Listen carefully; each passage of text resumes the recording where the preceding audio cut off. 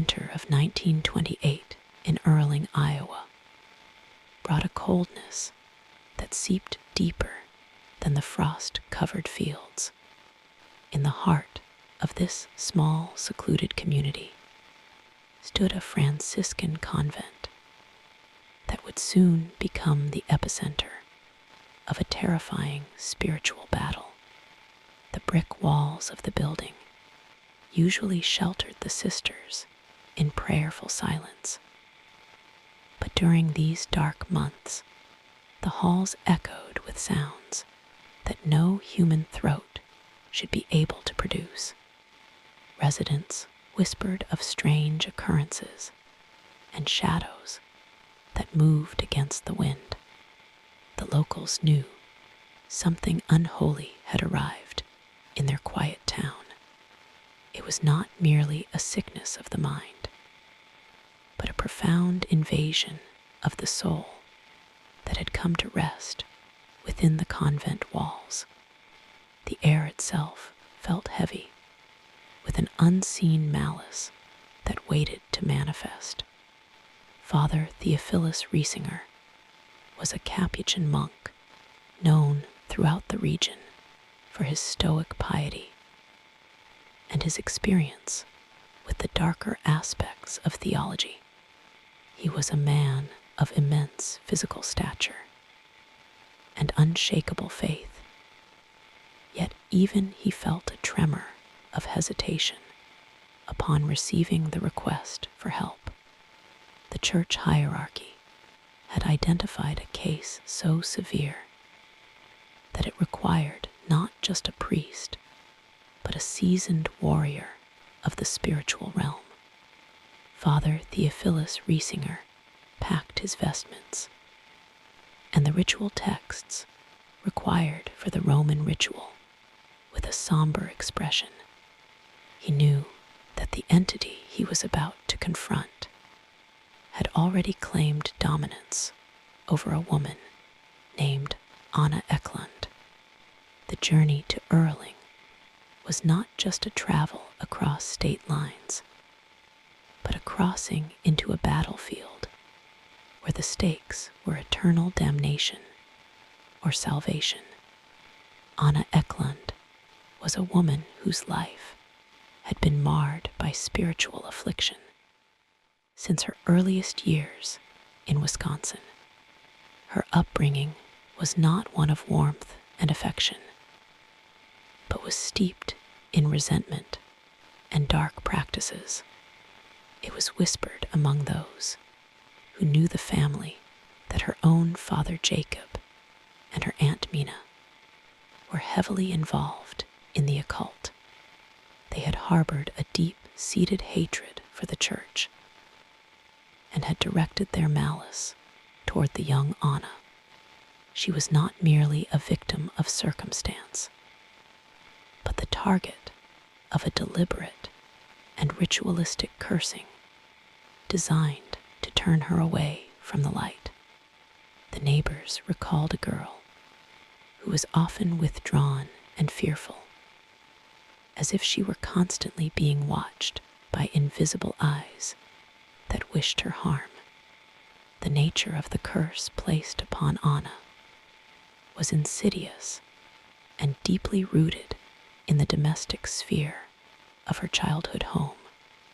Her Aunt Mina, known for her bitter temperament, was said to have tainted the food Anna ate with herbs and incantations intended to invite demonic influence.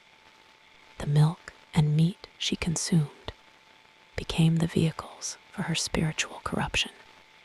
Over the years, Anna began to exhibit signs that were easily dismissed as hysteria by the secular doctors of the time. She could not tolerate the presence of blessed objects, and the mere sight of a crucifix would send her into a fit of trembling rage. By the time she reached adulthood, the infestation was complete, and she was a prisoner within her own body. Father Joseph Steiger was the pastor of the parish in Earling and a personal friend of Father Theophilus Riesinger. He agreed to host the exorcism at his convent, but he did so with a skepticism that would soon be shattered. Father Joseph Steiger was a practical man who believed in the tangible and the concrete. He prepared a room in the convent with the help of the sisters, ensuring it was isolated from the rest of the building. They removed breakable objects and reinforced the bed frame, anticipating a struggle. However, none of them could have anticipated the sheer violence that would erupt once the prayers began.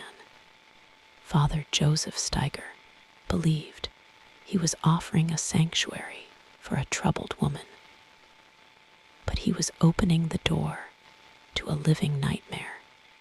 The train journey to bring Anna to Earling was a prelude to the horror that awaited the clergy. She had to be transported with great care, as her behavior became erratic and violent when she sensed she was approaching holy ground. Her handlers struggled to keep her calm as she spat obscenities and growled with a voice that sounded like tearing metal. The passengers on the train glanced nervously at the group, unaware that they were sitting mere feet away from a woman battling legions of darkness. Upon arriving at the station, the air seemed to grow colder. Anna refused to enter the church grounds voluntarily and had to be coerced with a strength that defied her small frame. The battle had begun before the first prayer was even uttered. Inside the convent room, the atmosphere shifted instantly when Father Theophilus Riesinger entered wearing his stole. Anna, who had been restrained on the iron bed, lay still, with eyes that darted wildly around the room. The sisters who were present to assist knelt in the corners, clutching their rosaries with white-knuckled grips. Father Theophilus Riesinger began the litany of the saints, and the response from the woman on the bed was immediate and terrifying. Her body arched in an impossible curve, lifting off the mattress, as if pulled by invisible hooks. A guttural laugh erupted from her lips, mocking the priest and his faith. The voice that spoke was not Anna, but something ancient and filled with a hatred that froze the blood of everyone in the room. The entities speaking through Anna revealed themselves not as a single consciousness, but as a collective of evil. They claimed to be led by Beelzebub and included the spirits of her own father Jacob and her aunt Mina, who were damned for their wickedness. The voices shifted in pitch and tone, creating a cacophony of torment that filled the small room. The entity claiming to be Judas Iscariot spoke with a despair so profound that it brought tears to the eyes of the younger nuns. Father Theophilus Riesinger stood his ground, commanding the spirits to identify themselves and depart. He sprinkled holy water on Anna, causing her skin to blister and smoke, as if she had been splashed with boiling acid. The smell of burning flesh, mixed with the scent of sulfur, filled the air. As the days turned into nights, the exorcism continued with relentless intensity, draining the physical and spiritual strength of the priests. Anna would often fall into a death-like trance, only to snap awake with supernatural fury. She possessed knowledge of hidden sins that the nuns and Father Joseph Steiger had never spoken aloud. She taunted them with their private failures and secret fears, attempting to break their resolve. The psychological warfare was as damaging as the physical assaults. Father Joseph Steiger found himself the specific target of their malice. The demons threatened to take his life and disrupt his parish, warning him that his hospitality would be his undoing. He tried to remain brave, but the shadows in the convent seemed to lengthen with every passing hour. The physical manifestations of the possession defied all natural laws known to science or medicine. Anna would vomit massive amounts of material that she could not possibly have consumed, including tobacco shards of glass and foul-smelling black bile. Her abdomen would distend to impossible proportions before collapsing back with a sickening sound. At times, her head would swell, and her eyes would bulge, appearing as glowing red orbs in the dim light of the convent room. The sisters tasked with holding her down were thrown across the room by a force that emanated from her frail body. It required the combined strength of several strong men to keep her restrained on the bed during the height of the rituals. One particularly harrowing night, Anna broke free from her restraints and levitated toward the high ceiling of the room. She clung to the wall above the door like a spider, gripping the plaster with unnatural strength. Her body was contorted, ensuring she faced the priest with a rictus grin of triumph. Father Theophilus Riesinger did not falter, but continued his Latin incantations, demanding she descend in the name of God. Slowly, and with agonizing resistance, her body was forced back down to the mattress. The heavy iron bed shook violently, rattling against the floorboards, as if the room itself was experiencing an earthquake. The terror of seeing a human being defy gravity left an indelible mark on the witnesses. The demons seemed to draw strength from the suffering of the woman. They inhabited using her pain as a weapon against the clergy. Anna refused all food and drink for nearly the entire duration of the 23-day ordeal. Yet she did not wither away, but instead seemed to vibrate with a dark energy. When the priest attempted to give her the Holy Eucharist, she would clamp her mouth shut with the force of a vice, or spit the host out with pinpoint accuracy. It was only through the most intense prayers that Father Theophilus Riesinger could force the sacrament past her lips.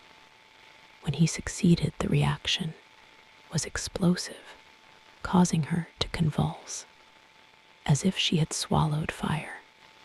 The internal battle between the sacred and the profane was tearing her apart. Father Joseph Steiger began to see the threats of the demons manifest in his own life outside the exorcism room. While driving his car to a neighboring parish, he felt a sudden seizure of the steering wheel. The vehicle swerved violently off the road, crashed into a bridge abutment. It was a wreck that should have been fatal, yet he emerged shaken but alive. He knew instantly that this was not a mechanical failure, but a direct attack from the entities he was helping to fight. He returned to the convent with a grim determination, realizing that there was no neutral ground. The war had spilled out from the upper room and was now encroaching on the physical world around them. The entity identifying itself as Anna's father Jacob was particularly vicious in its dialogue with the exorcist. It boasted of the incestuous abuse and the dark rituals he had forced upon his daughter during his life. He claimed ownership of her soul by right of blood and corruption. Father Theophilus Riesinger countered these claims with the theology of redemption, arguing that baptism superseded any parental curse. The dialogue was a grueling debate between good and evil, fought over the battlefield of a woman's consciousness. The voice of Jacob was coarse and arrogant, filled with a rural dialect that Anna herself did not speak. It was a chilling reminder that the sins of the father were indeed visiting the child. Aunt Mina, the other human spirit present, manifested with a high-pitched, shrewish voice that grated on the nerves. She expressed a jealousy of Anna's potential for salvation and a desire to drag her niece down into the abyss she now inhabited. She recounted the specific spells she had cast and the herbs she had used to bind the demons to Anna. Father Theophilus Riesinger used these confessions against her, forcing her to reveal the mechanisms of the curse so he could dismantle them. He commanded her to look upon the crucifix, which caused the entity to scream in agony. The hatred radiating from Anna during these moments was palpable, a cold heat that seemed to burn the skin of anyone standing too close. The sheer duration of the exorcism began to take a toll on Father Theophilus Riesinger, who aged visibly during those weeks. His imposing frame grew gaunt, and his eyes were rimmed with dark circles from lack of sleep. He fasted and prayed constantly, knowing that his own spiritual purity was the only shield he had. The demons mocked his fatigue, whispering that he was too old and too weak to defeat them. They promised him a slow and painful death if he did not cease his prayers.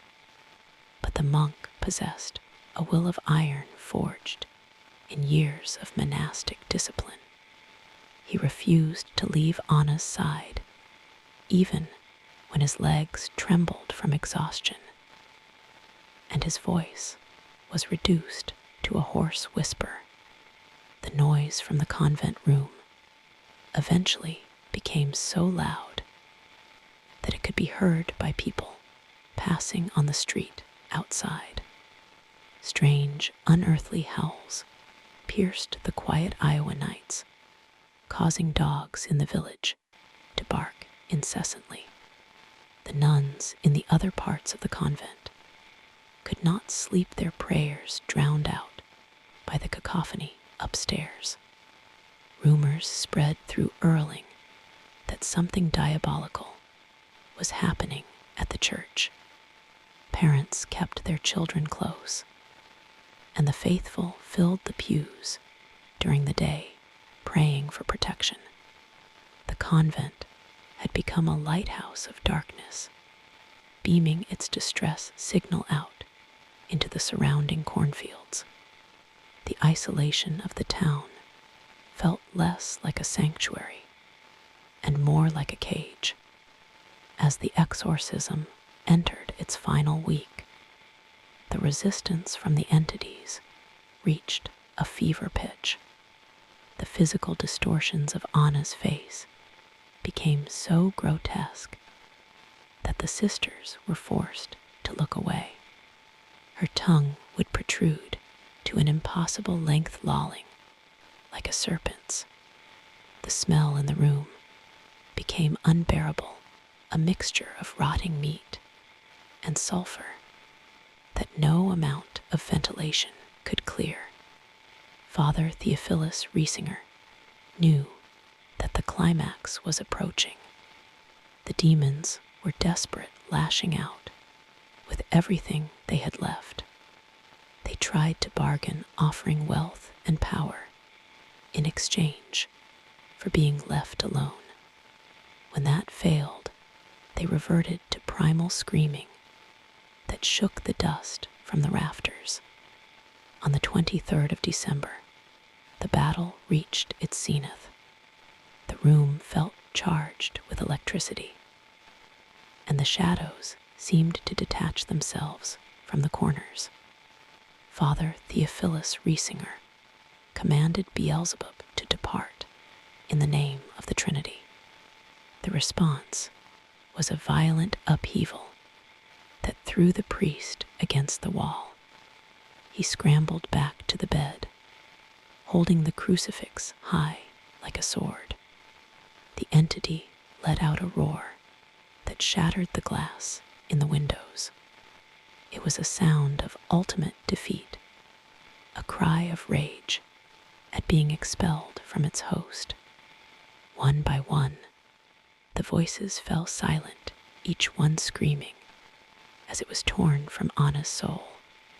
The departure of the demons was not instantaneous, but a gradual and painful extraction. The spirit of Judas was the first to leave, wailing about his betrayal and the eternal fire. Then the spirits of Jacob and Mina were cast out, their curses broken by the power of the ritual. Finally, only the heavy oppressive presence of Beelzebub remained. The archdemon fought with a stubbornness that terrified the witnesses. He clung to Anna's body, making her rigid as stone. Father Theophilus Riesinger summoned his last reserves of strength and shouted the final command of expulsion. With a convulsion that looked like it would snap her spine, Anna collapsed onto the bed. A sudden silence fell over the room, absolute and profound. The oppressive weight that had crushed their chests for weeks lifted instantly. The foul odor of brimstone and decay vanished, replaced by a scent that the nuns later described as fresh lilies and roses. Anna Ecklund lay motionless on the iron bed, her face pale but relaxed. The grotesque distortions were gone, leaving only the features of an exhausted woman. Father Theophilus Riesinger fell to his knees, weeping in gratitude. Father Joseph Steiger leaned against the door frame, his skepticism completely eroded by the miracle he had just witnessed. The war was over, and the invader had been repelled. Anna awoke hours later with no memory of the horrific events that had transpired during the trance states. She was weak and frail, but her eyes were clear for the first time in decades. She could look at the crucifix on the wall without pain or fear. When the sisters brought her food, she ate it with a voracious appetite, giving thanks to God. The transformation was total. The woman who had been a vessel for legions of hell was now a simple, devout soul, reclaimed by grace. She looked at her hands, as if seeing them for the first time, marveling at the freedom of movement she now possessed. The recovery of Anna was swift, but the scars on the witnesses remained. The nuns who had assisted were forever changed by what they had seen. They had peered into the abyss, and the abyss had looked back. They spent many days in silent prayer, trying to reconcile the reality of such evil with their faith. Father Joseph Steiger, though victorious, was a haunted man. He had seen the face of the enemy and knew that the barrier between the world of men and the world of spirits was thinner than he had ever imagined. The convent returned to its quiet routine, but the memory of the screams lingered in the hallways like a ghostly echo. Father Theophilus Riesinger departed Earling quietly, his duty fulfilled. He returned to his monastery a hero in the eyes of the church. But he never sought glory for his actions. He knew that he had merely been an instrument in a larger battle. He rarely spoke of the details of the Ecklund case, preferring to keep the horrors he witnessed private. However, he did ensure that a record was kept for the instruction of future priests. He knew that evil was patient, and that other Annas would appear in the future, requiring the same steadfast defense. His physical health never fully recovered from the strain of those 23 days. Anna Ecklund went on to live a quiet and pious life under a new name to protect her identity. She attended Mass daily and was known for her gentle demeanor. It was as if she was trying to make up for the years of darkness with an excess of light. She never married and dedicated her life to prayer, perhaps fearing that any opening in her spiritual armor might invite the demons back. She died peacefully years later, with no recurrence of the possession. Her life became a testament to the possibility of liberation from even the deepest bondage. The account of the exorcism was eventually published in a pamphlet titled Begone Satan, which circulated widely among Catholic communities. It served as a stark warning about the reality of the demonic and the power of the priesthood. The text described the events with clinical precision, stripping away the sensationalism to reveal the raw theological struggle. For many, it was a terrifying confirmation of their worst fears about the unseen world. For others, it was a beacon of hope, proving that no soul was ever truly lost beyond redemption. The story of Anna Ecklund became a cornerstone of modern demonology. The room in the Earling convent, where the exorcism took place, became a site of curiosity and fear.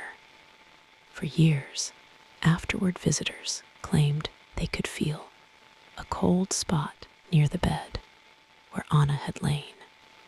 Some said that on quiet winter nights, you could still hear the faint sound of Latin prayers and guttural growls drifting from the window. The church eventually renovated the building, but the legacy of 1928 remained. It was a stain on the history of the town that could not be scrubbed away. The locals avoided looking at the convent after dark, preferring the safety of their own homes. The psychological impact on the community of Earling was profound and lasting. The exorcism forced the townspeople to confront the reality of evil in their midst. It stripped away the illusion of safety that rural life provided. Neighbors looked at each other with suspicion, wondering what other secrets were hidden behind closed doors. The story of the cursed girl and the battling priests became a legend passed down through generations. It was told in hushed tones around fireplaces, a cautionary tale about the dangers of the occult and the power of curses. The innocence of the town was lost that winter. Skeptics over the years tried to explain away the events as severe mental illness or mass hysteria. They cited medical conditions that could cause convulsions and voices. However, none of the medical theories could account for the levitation, the knowledge of hidden sins, or the physical transformation of the face. The witnesses, including the pragmatic Father Joseph Steiger, remained adamant about what they had seen. To them, it was not a matter of belief, but of witnessed fact. They had touched the cold skin, they had smelled the sulfur, and they had heard the voices of the damned. No scientific explanation could erase those sensory memories. The theological implications of the case were debated by scholars for decades. The presence of human souls like Judas and Anna's father, alongside demonic entities, raised difficult questions about the nature of hell and possession. It suggested a hierarchy of evil where human wickedness could merge with the diabolical. The case of Anna Ecklund challenged the simplistic views of the spiritual world, revealing a complex and terrifying ecosystem of malevolence. It forced the Church to re-examine its rituals and its understanding of how evil operates in the modern world. As the years turned into decades, the story of Anna Ecklund faded from the headlines, but remained alive in the archives of the paranormal. It stood as one of the most well-documented cases of possession in American history. The detailed notes kept by the priests provided a roadmap for future exorcists. It was a case study in resilience and faith. But for those who read the full account, there was always a lingering sense of unease. The detailed descriptions of the entities and their hatred for humanity suggested that they were not gone, but merely waiting for their next opportunity. In the end, the story of Anna Ecklund is not just about a woman and a priest, but about the fragile nature of the human soul. It is a reminder that there are forces in this world that seek to destroy and corrupt. The victory in Earling was hard won and costly, proving that the light can triumph, but only through immense sacrifice. The convent in Iowa still stands a silent witness to the battle. The wind still blows cold across the plains, carrying with it the secrets of that winter. And in the dark corners of the world, the shadows still watch and wait. Even today, when the winter chill settles over Earling residents, claim that the silence near the old convent is unnaturally heavy. Some say that the evil expelled from Anna did not fully return to hell, but dispersed into the very soil of the town.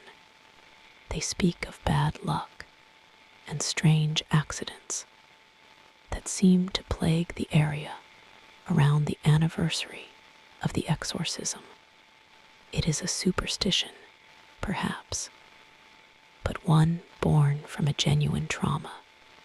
The fear is that the door opened in 1928 was never fully closed. The lingering dread is that something was left behind, something that is patient, hungry, and watching from the dark.